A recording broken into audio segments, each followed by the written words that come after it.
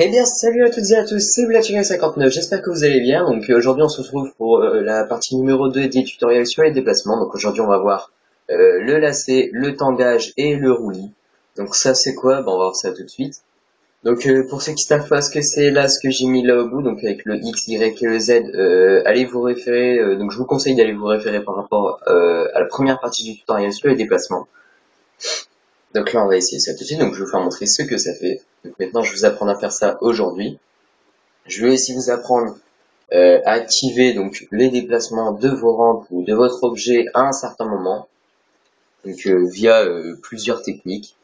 Donc je vais vous faire montrer ça tout de suite. Donc ici, là, je vous conseille vraiment d'aller voir donc vraiment le premier épisode, donc la première partie, avant de regarder la deuxième.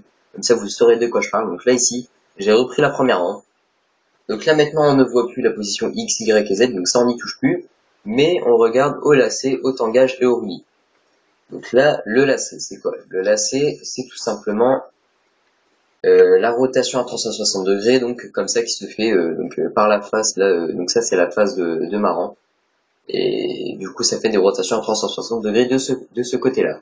Donc là on a aussi la face de la rampe, et là vous voyez ça fait un tangage de ce côté-là, donc un tangage, hein, autrement dit un peu comme les bateaux quand ils tangent de droite à gauche. Donc en gros là c'est ça qu'il faut reprendre. Et ici, donc le roulis, qui fait une pivotation à 360 degrés, mais en faisant comme un roulis, quoi, comme un engrenage, tout ce que vous voulez, une montre. Enfin bref, donc je pense que vous avez très bien compris. Donc pour utiliser ça, il suffit simplement d'aller donc sur l'événement de position d'objet. Donc là vous avez la position X, Y, Z, ça on s'en fout. Modifier la rotation, vous n'y touchez pas. Donc le local, ça pour l'instant, vous y touchez pas. Si jamais vous avez des problèmes avec ça, appelez-moi et puis je vous dirai c'est quoi. Donc là on va voir ça. Donc ici c'est le tangage, le roulis et le lacet. Donc ça sert à quoi? Ça sert tout simplement à animer, donc ça peut vous animer donc vraiment votre rampe. Donc j'aurais pas grand chose vraiment à vous expliquer là-dessus aujourd'hui, donc sur le deuxième épisode, tout simplement parce que tout ça, ça a déjà été expliqué avec les positions X, Y, Z, donc sur le premier épisode. Donc je vous conseille vraiment d'aller voir ça parce que là je vais pas tout réexpliquer une deuxième fois, donc à quoi ça sert ça. Maintenant, ce que je vais vous apprendre donc, c'est si vous voulez activer donc votre mouvement de rampe à un certain moment.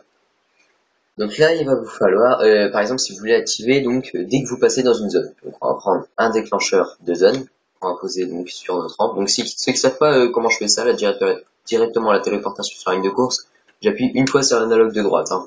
Donc ça marche du côté de chez PS, Xbox, tout ce que vous voulez, ça fonctionnera. Sur PC, je sais pas, mais sauf si vous avez une manette dessus. Mais bon, bref, donc voilà, donc je pense que vous m'aurez compris.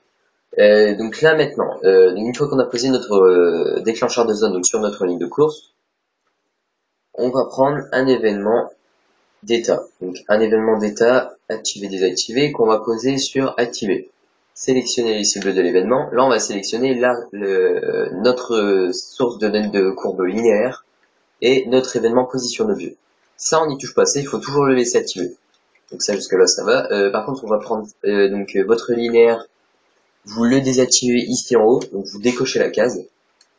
Pareil pour l'événement position d'objet. Donc pourquoi? Parce que l'événement position d'objet, lui, il va activer donc tout ce qu'il va recevoir comme information.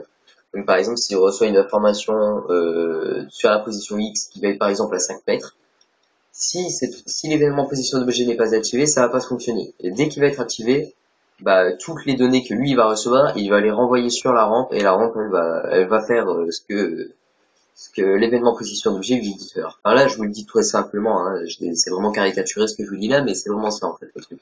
Donc là, les deux événements sur désactiver. Donc là, oui, bien, lui est noir, lui ça change pas, mais vérifiez bien s'il est sur désactivé. Ensuite, on va prendre, oups, attendez, on va mettre ça là. Donc là, on va prendre notre déclencheur des zones. On va faire 6 collisions. On va sélectionner notre événement d'état. Et donc là, normalement, donc ça on le désactive pas parce qu'en fait, si vous voulez, ça, c'est ce qui va déterminer votre nombre d'images par seconde par rapport au déplacement de votre rampe. Donc pas l'image par seconde sur votre écran, mais le nombre de fois le nombre d'images par seconde que la rampe va effectuer. En fait, c'est ça le truc en gros. Donc pendant son déplacement, c'est le nombre d'images par seconde qu'elle va effectuer si elle se déplace. Si elle reste sur place, ça changera pas. Donc là, ce qu'il faut savoir en fait, c'est l'intervalle entre laquelle vous allez voir la rampe se déplacer si vous voulez. Donc là, si j'ai mis une seconde, la rampe va devoir aller donc de là où elle est jusque là-bas, admettons. Si je mets tous les 1 seconde, admettons que ça dure, admettons que le déplacement entre ici et là-bas dure 5 secondes. Nous, on va voir apparaître la rampe que 5 fois, car les impulsions là sont toutes les 5 secondes. Donc toutes les 5 secondes, elle va effectuer, enfin toutes les 5 secondes, elle va recevoir une impulsion et donc voilà. Donc là, elle va apparaître, ça va faire comme une téléportation en fait. Donc si vous voulez faire un ralenti, ça peut être pas mal sur votre personnage, mais je vous ferai un autre tutoriel là-dessus. Donc pour l'instant, vous emmerdez pas avec ça. Donc mettez toujours à 0,16 si vous voulez un déplacement fluide. Toujours à 0,16, ok, d'accord? Donc voilà. Donc là, on va essayer ça tout de suite. Donc là, vous voyez, la première rampe ne bouge pas. Dès que je vais passer là, elle va bouger. Donc là, c'est bon. Là, c'est activé. Et si vous voulez le désactiver à un autre endroit, donc vous allez mettre votre événement d'état sur activer et désactiver. Vous allez prendre un deuxième c'est déclencheur de zone. Donc voilà, donc je perds mes mots. Hein. Donc là, vous verrez tout de suite. Attendez, parce que là, je vais activer juste. Voilà. Donc là, comme ça, vous voyez notre déclencheur de collision. Donc là, bam, ça a envoyé une impulsion. Donc là, c'est activé. Et là, bam, ça a envoyé notre impulsion, c'est désactivé. Donc là, vous voyez bien. Hein, donc là, si je repasse dedans, ça fonctionne pas parce que si on passe dedans, ça ne se réinitialise pas. Donc tu vois, là, il y a écrit désactiver après la collision. Donc si vous voulez vraiment que si le mec il recule, ça réactive le truc, faut décocher la case désactiver après la collision. Donc voilà. Donc là maintenant, je vous apprends tout de suite donc à combiner un événement, enfin à combiner un déplacement. Donc par exemple d'un point A à un point B, donc d'ici à là-bas, en ajoutant une rotation. Donc que ce soit un tangage, un lacet ou un roulis. Parce que là, il y a un petit truc qui a pas fonctionné, donc je vais tout vous expliquer maintenant. Donc on va sélectionner tout ça on va le supprimer là, donc ça j'en ai plus besoin pour l'instant. Enfin j'en ai plus besoin tout court même je dirais. Donc voilà, donc ça c'est supprimé. Maintenant on va avoir besoin que de ce code là. Donc ce petit code là on va en avoir besoin. Donc là maintenant on va prendre un deuxième source de données de linéaire, on va le copier. Ensuite ici, on fait X pour réinitialiser. Ici on va réinitialiser pareil, on va tout réinitialiser, on va tout réactiver. Donc il faut que nos linéaires soient activés. Ici on va réinitialiser. Ici, on va le mettre en activé. Donc voilà. Donc là, si j'appuie sur back, il n'y a rien qui se passe. Maintenant, on va ordonner donc nos déplacements. Donc là, je vais faire un déplacement de la gauche vers la droite. Donc là, vous voyez bien par rapport à ça. Et ici, donc là, c'est X. Il faut que je me mette sur X. Donc là, on va faire donc, position X, Y, donc ramasser un objet de valeur, ou triangle si vous êtes du côté de GPS. Vous sélectionnez un événement de source de données de linéaire de courbe. Ensuite, lui, vous allez mettre sur la distance sur laquelle vous voulez que ça se déplace. Donc moi, en l'occurrence, je veux que ça fasse 5 mètres. Donc là, on va mettre 5 mètres. Et là, vous verrez, donc là, on voit qu'elle va faire 5 mètres.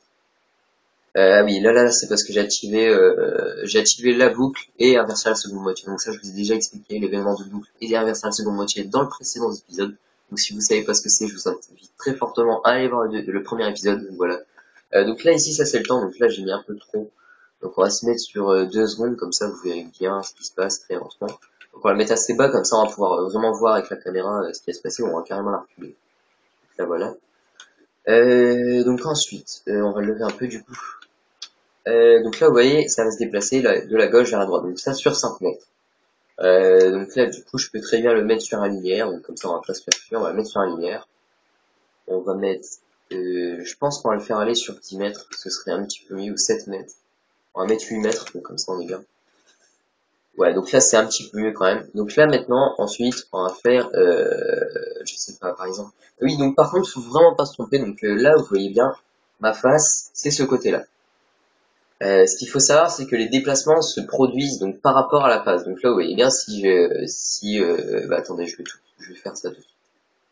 Je vais prendre ça, ça, ça, ça, ça, et ça. Donc là, je vous ferai vraiment montrer ce qui va se passer.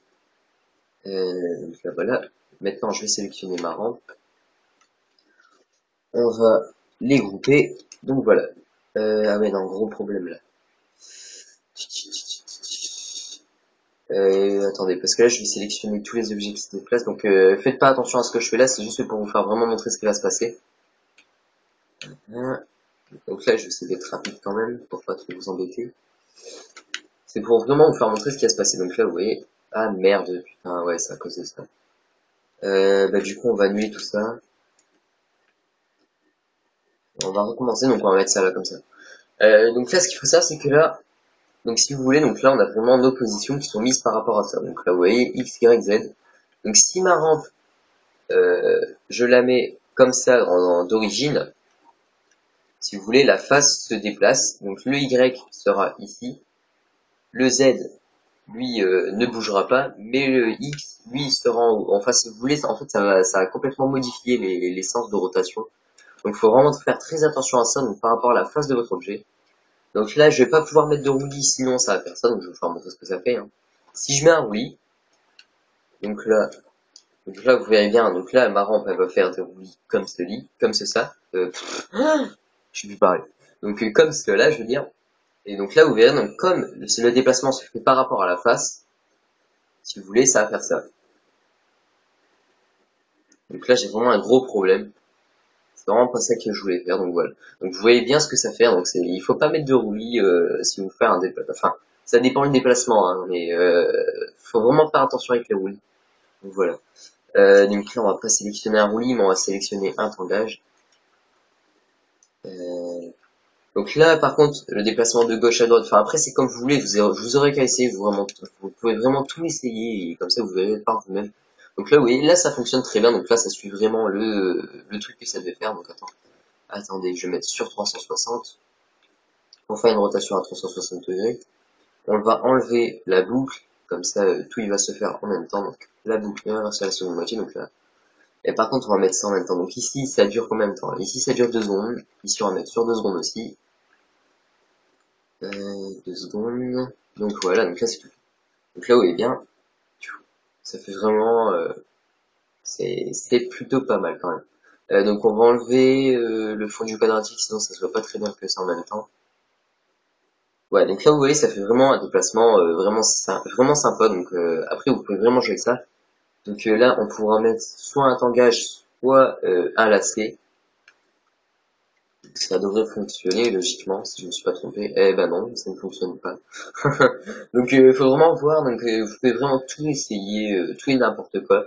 Donc il y aura un troisième épisode, donc un épisode bonus qui va vraiment vous aider énormément. Donc j'espère vraiment que vous allez vraiment beaucoup à aimer le prochain épisode. Donc ce sera un épisode, donc je vais vous le dévoiler tout de suite. Hein. Donc ce sera l'épisode avec un code que je vais vous expliquer. Donc ce sera plus le même code, ce sera un code un petit peu plus complexe.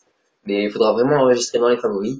Et ça va vous permettre de déplacer un objet d'un point A à un point B, donc très précisément, en ajoutant tout ce que vous voulez, donc des lacets, des roulis, tout ce que vous voulez, donc des tangages.